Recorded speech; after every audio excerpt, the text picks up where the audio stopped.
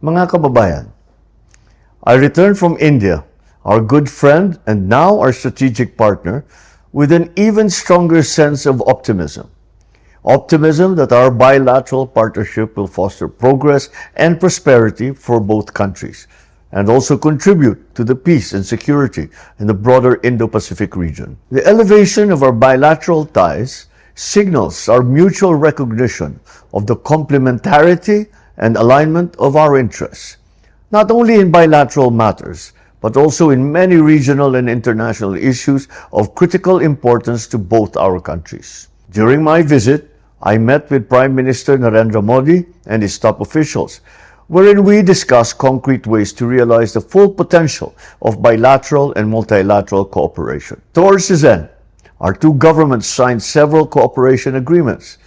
These were on judicial matters, space, science and technology, defense and security, culture and tourism. I am pleased to be able to say that Prime Minister Modi and I had a real meeting of the minds. I also delivered a foreign policy address at an event hosted by the think tank Observer Research Foundation. I highlighted our converging areas of interest, particularly in trade, development, defense, and the global commons. I emphasized our shared aspirations and objectives for a free, open, and inclusive Indo-Pacific region. Important to these are the security and rule of law in the maritime commons, food security, supply chain resilience, and countering terrorism and other traditional and non-traditional threats. One key focus of my visit was on enhancing our trade and investment relations with India. As two of the region's and the world's high-growth economies, the Philippines and India have everything to gain from increasing our economic engagements.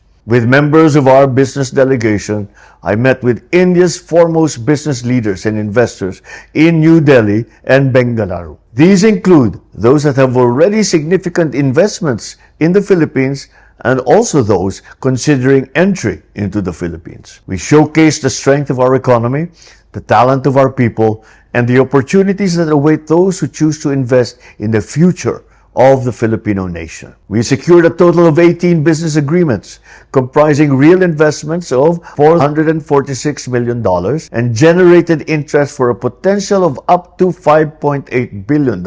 These span key sectors such as digital infrastructure, renewable energy, healthcare, manufacturing, and IT BPM. From these, real investments are expected to generate more than 4,000 direct jobs, including large-scale employment linked to infrastructure, manufacturing, and renewable energy projects. Some of these agreements include commitments to digital upskilling with a combined value of $11 million, and we also project to train about 26,120 Filipinos by 2026 in AI, digital technologies, and cybersecurity, ensuring that we have a competitive, future-ready workforce. Since June, we have adopted the policy of the 14-day visa-free entry for Indian tourists into the Philippines.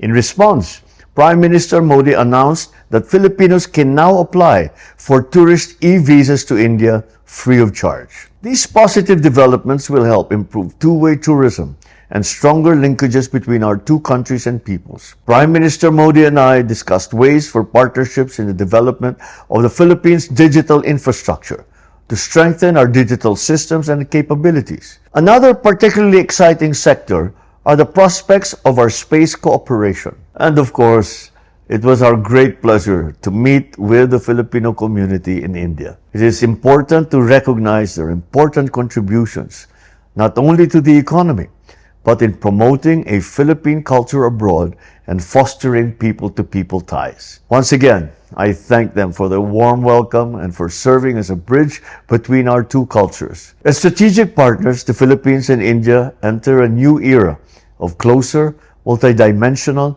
and impactful engagement between our countries and our peoples. Maraming salamat po.